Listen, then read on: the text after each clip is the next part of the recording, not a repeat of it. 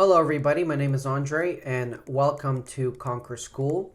Today we are going to talk about genetic material, and the information presented is going to be based on the IB curriculum. First of all, we must discuss what is genetic material. I believe many students are looking too much into the details about DNA and RNA and transcription, translation, and all those things without really realizing what is DNA, what is it made for, and how come it's regarded as like the main thing inside of our cells? Why is it the central thing about us? And if you ask anybody about genetic material, they will just tell you, well, it's something that makes you you. However, that's a very vague answer, as we're looking to see exactly what these things mean within the cells and how they operate and what is their purpose. Like genetic material that resides within the cell, let's say it's inside the nucleus, what does it do? What does it actually produce? What does it do for the cell? And what does it do for the organism as a whole? Well, those questions are very important to answer before we dive deep into looking at the structure of DNA and looking at the structure of RNA and how it's produced and all of those processes. So the best way to understand what genetic material is and the purpose of it is to think of DNA, or the genetic material that is present within the cell, as an encyclopedia of proteins. So keep this in mind. DNA on its own, if DNA was just inside a cell and there was no machinery to read the DNA and to use the DNA, it's useless. It's made up of nucleotides, and nucleic acids are not very useful to our bodies. They're not going to do anything for the cell on their own.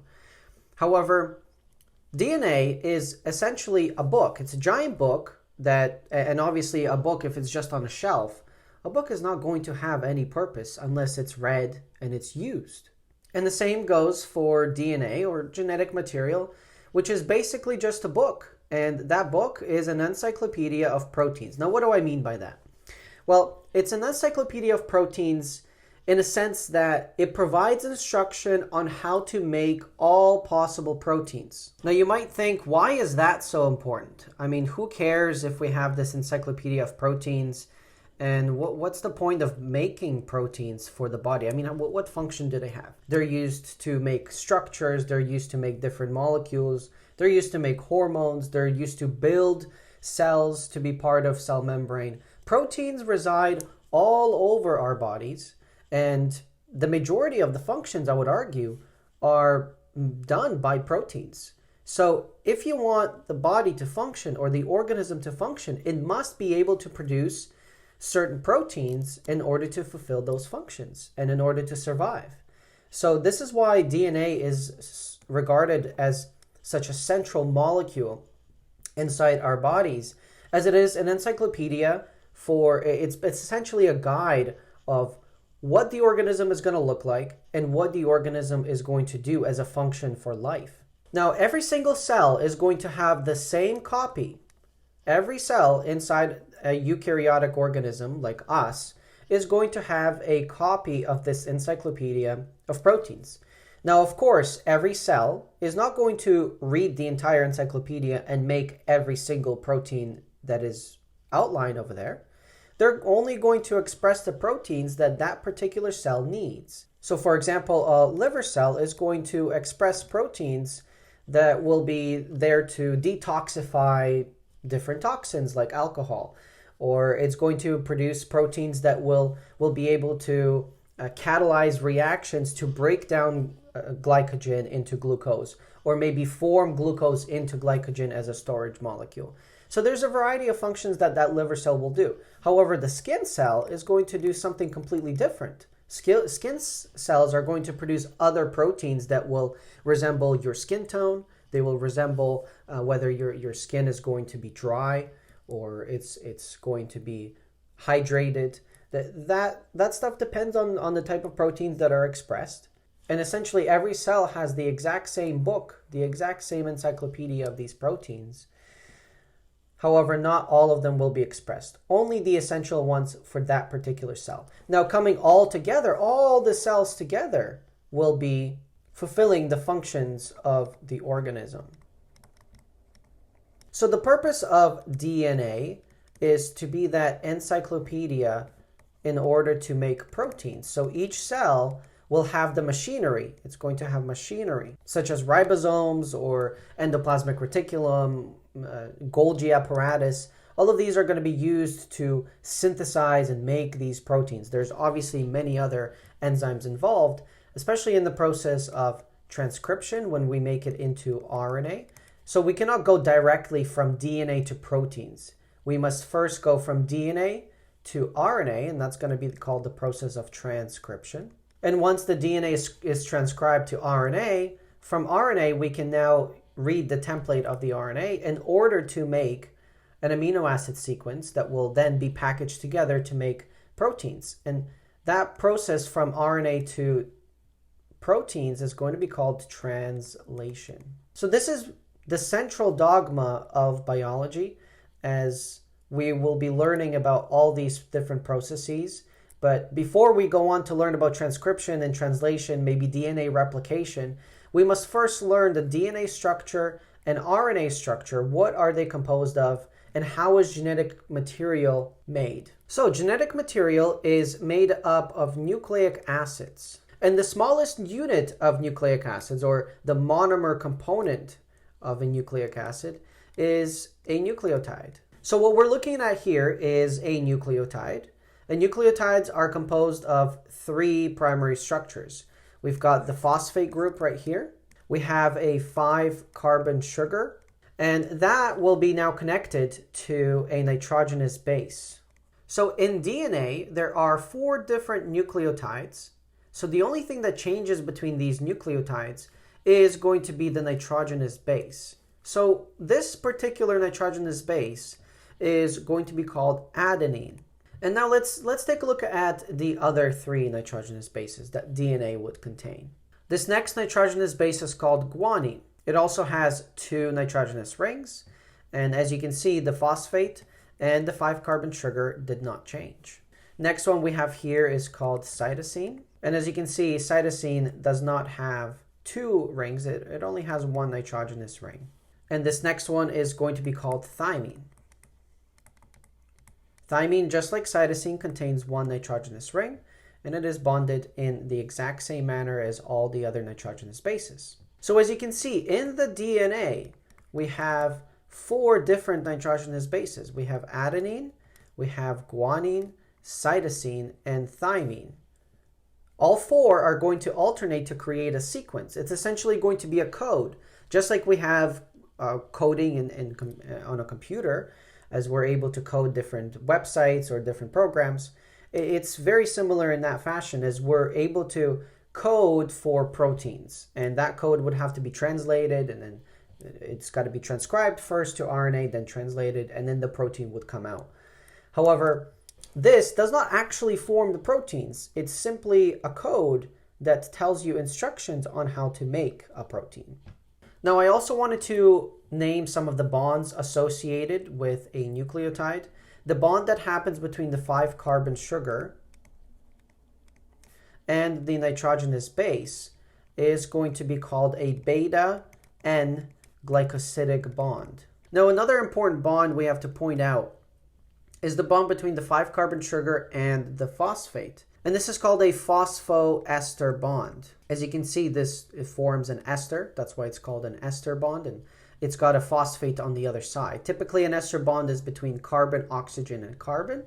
However, because we got the phosphate here, it forms a phosphoester bond. Now, it's important to understand the positioning of the carbons here and where these bonds are located based on the carbons of the sugar. So I'm going to teach you how to count the carbons. We begin on this side, on the nitrogenous base side, and this will be the 1' carbon. This is the 2' carbon location, this is the 3' carbon, this is the 4' carbon, and this is the 5'. So the phosphoester bond is located on the 5' carbon, and the 1' carbon will contain beta-N glycosidic bond with the nitrogenous base. Now, you might also be wondering, what is the difference between DNA and RNA? They're both genetic material, yes. They both have phosphate groups, they both have pentose sugar, and they both have nitrogenous bases. However, in RNA, there's a slight difference in the 5-carbon sugar, as RNA is called ribonucleic acid, and DNA is called deoxyribonucleic acid. And the difference here is that DNA has deoxy, meaning it's missing an oxygen, and the oxygen that it's missing is on a 2' carbon, where normally the RNA has an OH group here, an alcohol group. However, the DNA is going to be missing that, and it will just have the hydrogen. So that's the difference in the 5-carbon sugar. However, there's also going to be a difference in the nitrogenous bases that RNA has compared to the DNA. So let's take a look at the nitrogenous base of RNA that is only specific to the RNA. So in RNA, instead of thymine, the RNA is going to contain a molecule called uracil. And this is the molecule right here. It's also just got the one nitrogenous ring. And it's connected in the same way. Nothing has changed. And obviously this should be an OH group here, since this is the only possibility. So DNA does not have uracil. It has a thymine. And RNA does not have a thymine, but it has a uracil molecule instead. So whenever we form connections, as we're going to see later on in this lecture, instead of forming the ATCG connection, the RNA is actually going to form a UCG connection. So the thymine is simply going to be replaced with uracil in RNA. So technically there are 5 different nitrogenous bases in genetic material in general, as there are 4 for DNA and there's 4 for the RNA. However, the only difference is that RNA is going to contain uracil and DNA is going to contain thymine. So let's classify these nucleotides a little bit better, just to clear up any confusions that you may have with the uracil and the thymine. So this is a adenine nucleotide because it contains the nitrogenous base of adenine. Over here we've got guanine. This is our thymine, cytosine, and uracil.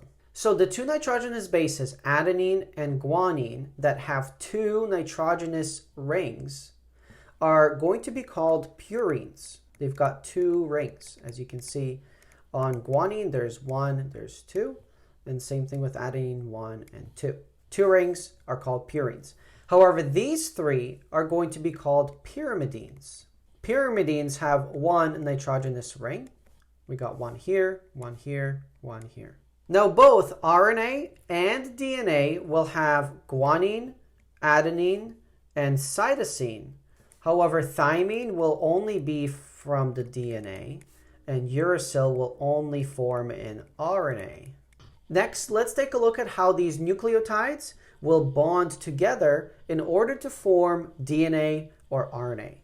So if we were to zoom in to take a look at the molecular structure of the DNA double helix, there's 2 strands, and each strand will be bonded together through complementary base pairing. So as you can see here, we have 4 different nucleotides bonded together, and we're going to take a look at some of these bonds, how they connect, and all the rules that would apply here. First of all, let's identify which nitrogenous bases are connected here. This first one is adenine, that is bonded to thymine. And the second base pairing is cytosine, that is bonded to guanine. Now let's consider the positioning of the DNA and how it is structured overall. Each nucleotide on the same side, so this is going to be one strand and this is going to be another strand. Each nucleotide is going to be bonded together through a phosphodiester bond. Now that obviously exists from the 5' carbon to the 3' carbon. I mentioned that we will discuss the 3' location later on. So this is where the 3' carbon is located, and this is where we have our 5' carbon. And as you can see, the DNA is anti-parallel because on this side, the DNA, the strand is going to be flipped. It's going in the opposite direction. Here we have our 3' carbon, and on this side we have our 5' carbon. So as you can see, in an anti-parallel direction, it is going from 5' down to 3'. And on this side, it is going from 3' down to 5'. So they're anti-parallel. They'll be going in reverse in order to create these base pairings.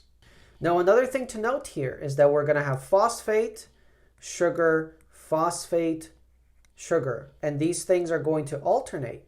So this side is going to be called the invariable side because it doesn't change. It's just phosphate, sugar, phosphate, sugar, phosphate, sugar. It will not change. However, on the nitrogenous base side, so here and here, there is going to be changes, and that's going to be called the variable side. Now, this is also called a phosphate sugar backbone. As you can see, it forms a backbone on each of the strands, and our nitrogenous bases will be right here in the middle, sticking out from the backbones. Now, you also may wonder, how are these base pairs connected? Like, how do these things even connect? I've got them outlined with these white dots between hydrogen and nitrogen, or hydrogen and oxygen, and these are going to be hydrogen bonds. So hydrogen bonds are classified as weak intermolecular interactions. Intermolecular meaning that they interact between molecules. Now, what's important to note here is that between the adenine and thymine, there's going to be 2 hydrogen bonds. However, between cytosine and guanine, there will be 3 hydrogen bonds. And this is called Chargaff's rule, which generally states that the proportion of cytosine and guanine must be the same in every DNA sequence. So if you've got a DNA double-stranded sequence, the proportion between adenine and thymine must be the same. If there's 25% adenine, there also must be corresponding 25% thymine bonded to it. And same with the cytosine and guanine. They must correspond in terms of how many there are in order to form those base pairings. And if it isn't the same, then there must be some sort of base pairing missing, or maybe it's deleted, or maybe an extra one is inserted through a mutation. Now, you may be wondering, what about the uracil? So uracil could also be here, and it would just replace the thymine in the arrangement of the RNA, and it would form the same 2 hydrogen bonds with adenine, because the structure of thymine and uracil are very similar, and the number of hydrogen bonds will remain the same. Now, one other thing I wanted to point out here, and this is a matter of definitions.